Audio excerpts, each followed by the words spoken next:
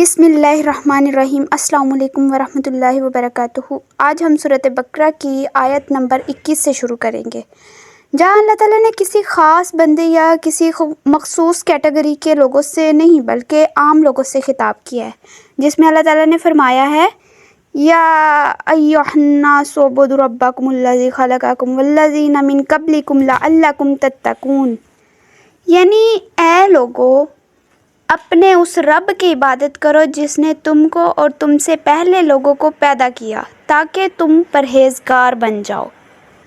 اب سب سے پہلا سوال یہ آتا ہے کہ اللہ تعالیٰ نے عام لوگوں سے اس آیت میں کیوں خطاب کیا؟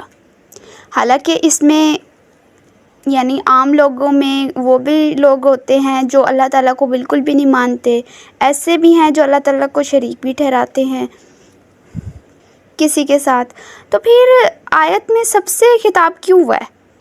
تو اس کا جواب یہ ہے کہ اللہ تعالیٰ یہاں سب پر اپنی حجت کو تمام کرنا چاہ رہا ہے۔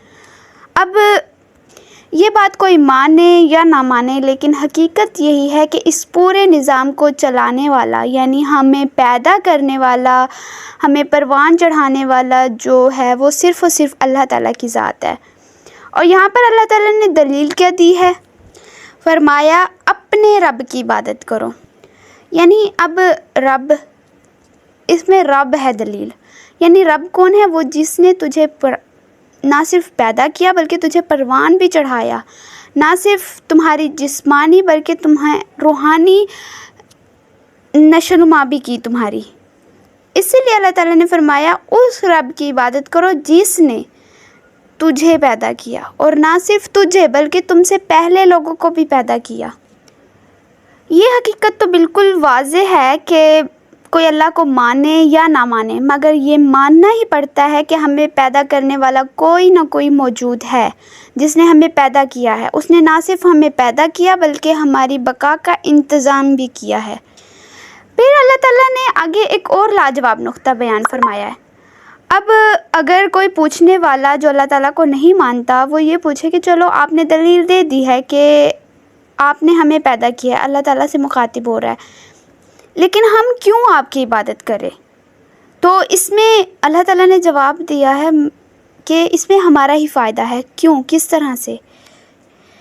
کہ تاکہ تم تقوی اختیار کرو۔ اب تقوی کے مطلب کو سمجھنا پڑے گا تاکہ ہم اس کی گہرائی کو سمجھ سکیں۔ تقوی کا مطلب ہوتا ہے پرہیزگاری، یعنی بچنا۔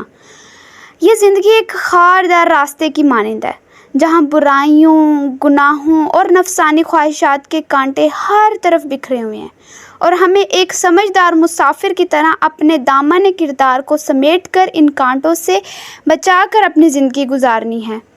اسی کا نام تقوی ہے۔ اب یہ جو بچاؤ ہے، جو پرہیزگاری ہے، اس تقوی کی دنیا صرف مسلمان کو نہیں ہے بلکہ اس دنیا میں ہر انسان اور ہر ذی روح کو اس کی ضرورت ہے، چاہے اس کا تعلق کسی بھی مذہب سے ہو یا کسی بھی طبقے سے ہو۔ یہ ایک یونیورسل ٹروتھ ہے کہ اپنے آپ کو اس دنیا کی برائیوں سے بچانے کی ضرورت ہر انسان کو ہوتی ہے، اور ان برائیوں سے خود کو بچانے کا نام ہی تقوی ہے۔ یعنی اگر آپ نے خود کو بچانا ہے تو تقوی اختیار کرنا پڑے گا۔ گویا اس آیت میں عمومی خطاب ہو رہا ہے، اور ساتھ ہی یہ دلیل بھی دی جا رہی ہے کہ وہ کون ہے جس کی عبادت کی جائے۔ پھر اللہ تعالیٰ نے اپنا تعارف کروایا، اور پھر یہ بھی بتایا جا رہا ہے کہ اس عبادت میں تمہارا خود کا کیا فائدہ ہے۔ یعنی تم عبادت کرو گے تو تمہیں تقوی ملے گا، اور تقوی ہر ذی روح کی ضرورت ہے۔ یہاں پر اقبال کا بہت ہی خوبصورت شعر ہے کہ وہ ایک سجدہ جسے تو گراں سمجھتا ہے، ہزار سجدے سے دیتا ہے آدمی کو نجات۔ اس کے بعد پھر اللہ تعالیٰ نے اگلی آیت نمبر 22 میں مزید گہرائی کے ساتھ اپنی پہچان کروائی ہے۔ اللہ تعالیٰ فرماتے ہیں الذی جعل لکم الارض فراشا والسماء بناء وانزل من السماء ماء فاخرج به من الثمرات رزقا لکم فلا تجعلوا للہ اندادا وانتم تعلمون، یعنی اس پروردگار نے تمہارے لیے زمین کا فرش اور آسمان کا شامیانہ بنایا، اور پھر آسمان سے پانی برسا کر تمہاری روزی کے لیے زمین سے پھل نکالے، لہٰذا اس کے لیے جان بوجھ کر کسی کو ہمسر اور مثل نہ بناؤ۔ اگر ہم غور کریں تو اللہ تعالیٰ نے پچھلی آیت میں فرمایا تھا کہ میں نے تمہیں خلق کیا۔ اب اس آیت میں اللہ تعالیٰ یہ بتا رہے ہیں کہ میں نے تمہارے لیے اس خلق کرنے کے بعد، تمہیں زندگی دینے کے بعد تمہاری زندگی کا سامان کس طرح سے مہیا کیا۔ اس سامان زندگی میں سب سے پہلے اللہ تعالیٰ نے زمین کے بارے میں بتایا، یعنی اللہ تعالیٰ نے فرمایا زمین کو تمہارے لیے بچھونا بنایا، یعنی زمین کو ایک ایسا آرام دہ بستر بنا دیا جہاں تم سکون سے رہ سکو۔ یہ نہ تو اتنی سخت ہے کہ تمہارا یہاں چلنا پھرنا مشکل ہو جائے، اور نہ ہی یہ اتنی نرم ہے کہ تم اس کے اندر دھس جاؤ۔ اگر سائنسی نقطۂ نظر سے دیکھیں تو ہماری زمین اپنے محور کے گرد 1000 میل فی گھنٹے کی رفتار سے گھوم رہی ہے، اور سورج کے گرد اس کی رفتار سر چکرا دینے والی ہے، یعنی 67,000 میل فی گھنٹہ، یعنی 67,000 میل فی گھنٹہ پر آور۔ اتنی تیز رفتار گاڑی یا جہاز میں انسان بری طرح سے ہل کر رہ جائے گا، لیکن اللہ تعالیٰ نے اس زمین کی گریوٹی اور اس کے ماحول کو ایسا بچھونا بنایا ہے کہ اتنی تیز رفتار کے باوجود انسان زمین پر بالکل پرسکون رہتا ہے، جیسے وہ ساکن ہو، اور اس کے علاوہ اس کے ارد گرد اس کے سکون کے لیے، اس کے آرام کے لیے بہت ساری چیزیں میسر کی۔ پھر اس کے بعد اللہ تعالیٰ نے فرمایا آسمان کو چھت بنایا، یعنی یہاں لفظ بناءً استعمال ہوا ہے، جس کا مطلب ہے ایک مضبوط تعمیر۔ ہمارا آسمان صرف ایک خالی فضا نہیں ہے، بلکہ یہ زمین کی ایک مضبوط حفاظتی ڈھال ہے، بالکل ایک پروٹیکشن لیئر کی طرح۔ خلا سے روزانہ لاکھوں شہاب ثاقب گولی کی رفتار سے زمین کی طرف آتے ہیں، لیکن یہ آسمان کی وہ جو چھت ہے، یعنی جسے بناءً کہا گیا ہے، وہ انہیں راستے میں ہی جلا کر راکھ کر دیتی ہے، اور اوزون لیئر جیسی تہیں ہمیں خلا کی ہلاکت خیز شعاؤں سے بچاتی ہے۔ اگر یہ آسمان نہ ہو تو ہماری زمین ایک لمحے میں تباہ و برباد ہو جائے اور زندگی کا نام و نشان ہی نہ رہے۔ اس کے بعد اللہ تعالیٰ نے فرمایا آسمان سے پانی برسایا اور اس سے پھل نکالے۔ یہ کائنات کی وہ رزق کی فیکٹری ہے جس پر انسان کی بقا کا پورا لائف سپورٹ سسٹم چل رہا ہے۔ اب ذرا غور کریں، نیچے مٹی ایک ہی ہے، اوپر سے برسنے والا پانی بھی ایک ہی ہے، لیکن اسی ایک مٹی میں ایک پانی سے نکلنے والے مختلف قسم کے پھل جیسے آم، مالٹے، سیب، مرچیں، اور ان کے ذائقے، رنگ اور خوشبو ایک دوسرے سے بالکل مختلف ہے۔ یعنی بے جان مٹی اور بے جان پانی مل کر انسان کے لیے اتنا لذیذ اور جاندار رزق تیار کر رہے ہیں، جو اس بات کی واضح دلیل ہے کہ مٹی اور پانی خود یہ فیصلہ نہیں کر رہے، بلکہ انہیں کمانڈ دینے والی کوئی ذات موجود ہے جو یہ سب مینیج کر رہی ہے۔ اور یہی وہ مقام ہے جہاں اللہ تعالیٰ انسان کی فطرت اور اس کے دل کی گواہی کو جھنجھوڑتے ہیں اور فرماتے ہیں پس تم جانتے بوجھتے کسی کا اللہ کو شریک نہ ٹھہراؤ۔ یہاں اللہ تعالیٰ سب انسانوں سے خطاب کر کے اس کے اندر کے سچ کی آواز کو نکالنے کی کوشش کر رہے ہیں۔ جب انسان کی عقل کائنات کا یہ پورا نظام اور خود اس کی اپنی فطرت پر یہ بات اچھے طریقے سے جان جاتی ہے کہ یہ سب کچھ خود بخود نہیں ہو رہا، بلکہ اس کے پیچھے صرف اور صرف ایک ہی ذات اللہ تعالیٰ کی ہو سکتی ہے، تو پھر اللہ تعالیٰ فرماتے ہیں کہ کیوں پھر تم اس کے برابر دوسروں کو لے آتے ہو۔ اب خود دیکھیں، جن کو انسان میں دنیا ظاہری طور پر شریک بناتا ہے، کیا وہ کچھ کرنے کی طاقت رکھتے ہیں؟ انسان کا اپنا دل اندر سے اس بات کی گواہی دیتا ہے کہ نفع اور نقصان کا مالک ان میں سے کوئی بھی نہیں ہے اور یہ کچھ بھی نہیں کر سکتے۔ تو جب کائنات کو بنانے میں، زمین اور آسمان کو کھڑا کرنے میں اور ہم تک رزق پہنچانے میں اکیلے اللہ کے سوا کوئی حصے دار نہیں ہے، تو پھر ہم کیوں اس کی بندگی، اس کے سجدوں میں کسی کو شریک بناتے ہیں؟ یعنی جب تمہاری عقل اور فطرت یہ سب جان چکی ہے تو تم اپنے دل کی گواہی کو مانو اور صرف اسی ایک رب کے سامنے جھکو، کیونکہ جب کائنات چلانے میں اس کا کوئی شریک نہیں ہے تو ہماری بندگی میں بھی اس کا کوئی شریک نہیں ہونا چاہیے۔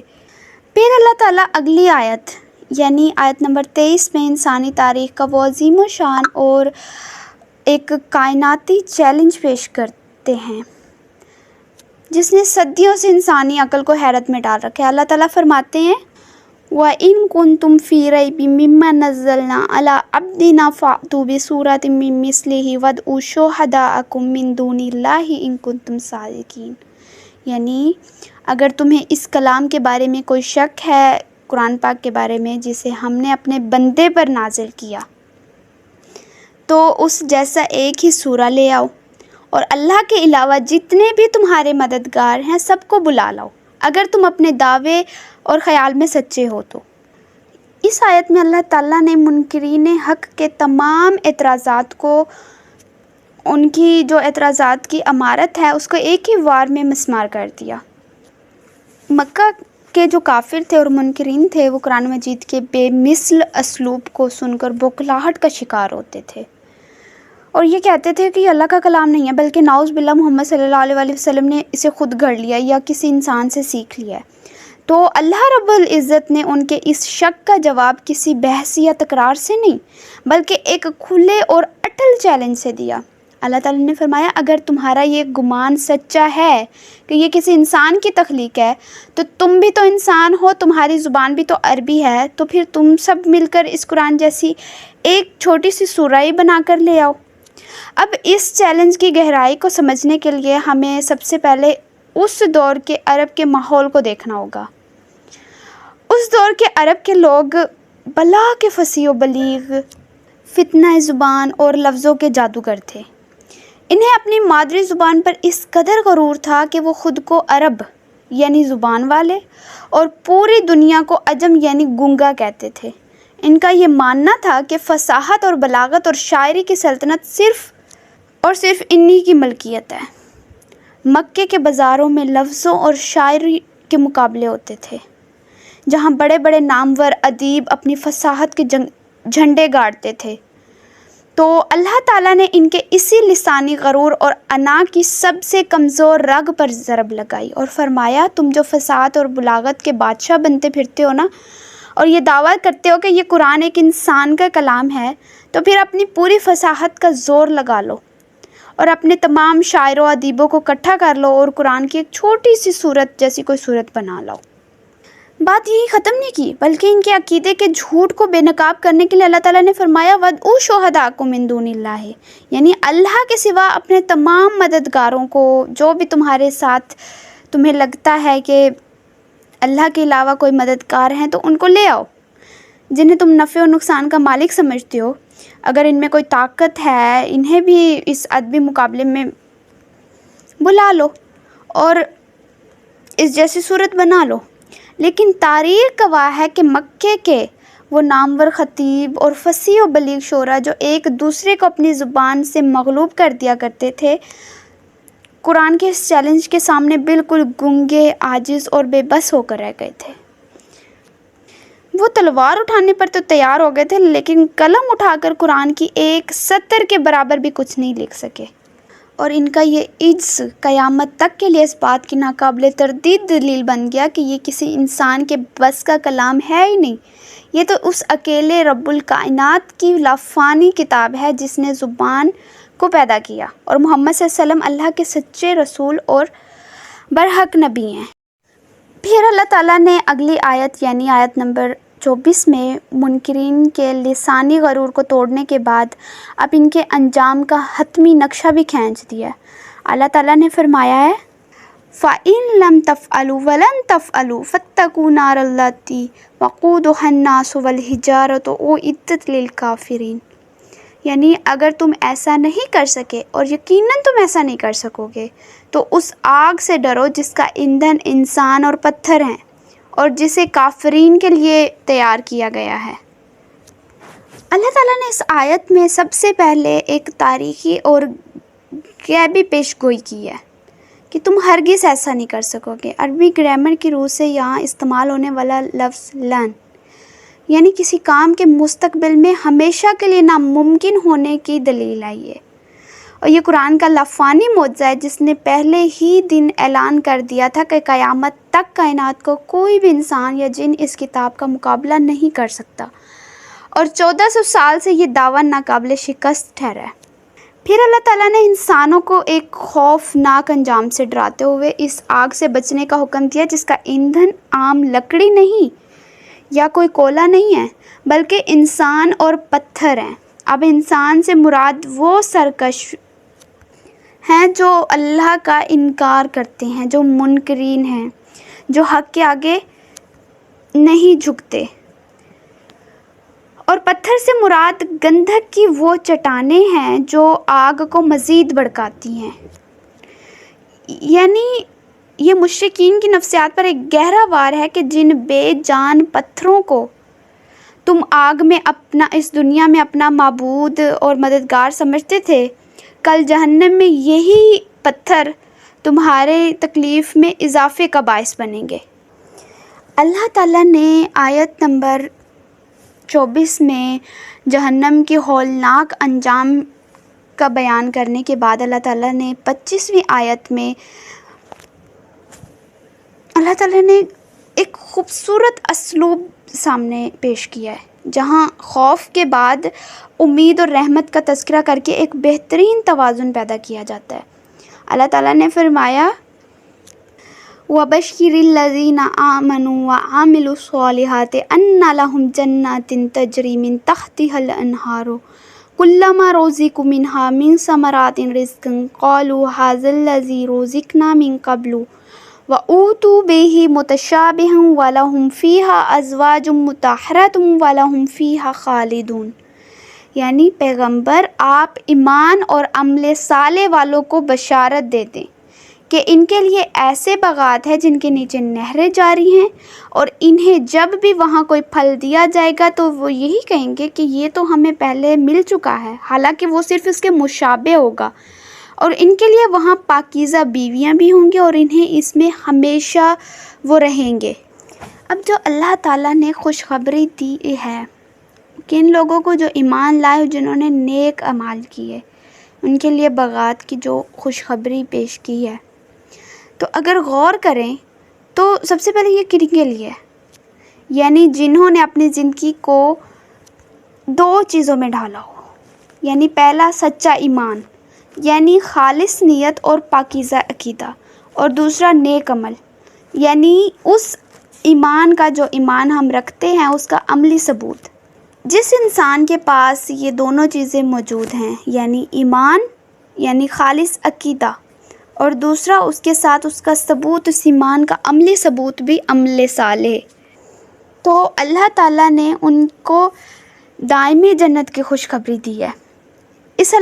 اس آیت میں اللہ تعالیٰ نے جنت کا جو خوبصورت نقشہ کھینچا ہے اس میں انسان کی نفسیات کا بہت ہی گہرائی سے خیال رکھا گیا ہے. فرمایا کہ جب جنتیوں کو وہاں کھانے کے لیے پھل دیے جائیں گے تو وہ دیکھ کر کہیں گے یہ تو وہی پھل ہے جو ہمیں دنیا میں ملے تھے، حالانکہ وہ صرف اس سے ہم شکل ہوں گے. اب یہاں گہرا فکری نکتہ یہ ہے کہ اللہ تعالیٰ نے جنت کے پھلوں کی جو ظاہری شکل ہے دنیا جیسی کیوں رکھی؟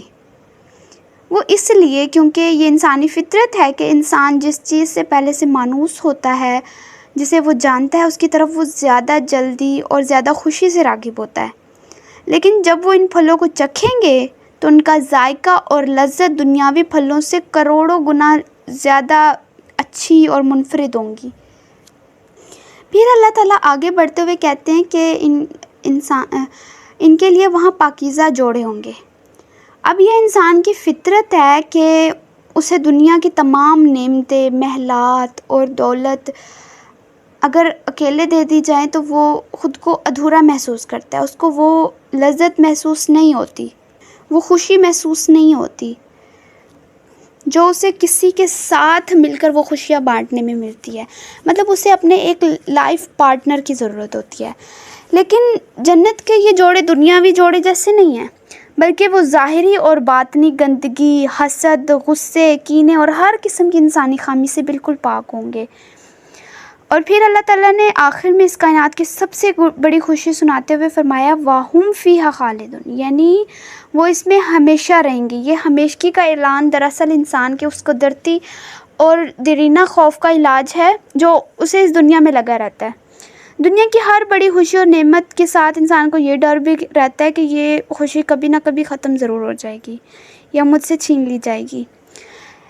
اسی ڈر کی وجہ سے جو انسان کی فطرت میں ہے تو اللہ تعالیٰ نے اسے، جس کی وجہ سے وہ اس خوشی کو اس طرح سے انجوائے نہیں کر پاتا، تو اللہ تعالیٰ نے مومن کا وہ ڈر ہمیشہ کے لیے اس کے اندر سے ختم کر دیا، اور اللہ تعالیٰ نے فرمایا کہ نہ یہ نعمتیں تم سے ختم ہوں گی اور نہ ہی تمہیں کبھی یہاں سے نکالا جائے گا، مطلب تم اس میں ہمیشہ رہو گے۔ سورۃ بقرہ کی ان آیات میں ہم نے عام انسان کی فطرت کی آواز، قرآن کے معجزے اور جہنم کے خوف سے لے کر جنت کے ابدی سکون تک کا عظیم سفر طے کیا ہے۔ اللہ تعالیٰ سے دعا ہے کہ اللہ تعالیٰ ہمارے دلوں کو خالص توحید کے نور سے منور فرمائے، ہمیں شرک سے بچائے، ہمیں جہنم کی آگ سے پناہ دے کر جنت الفردوس کی ابدی سکون اور پاکیزہ رفاقت کا حقدار بنا دے، اور ہمارے ایمان کو عمل صالح کی توفیق دے، آمین۔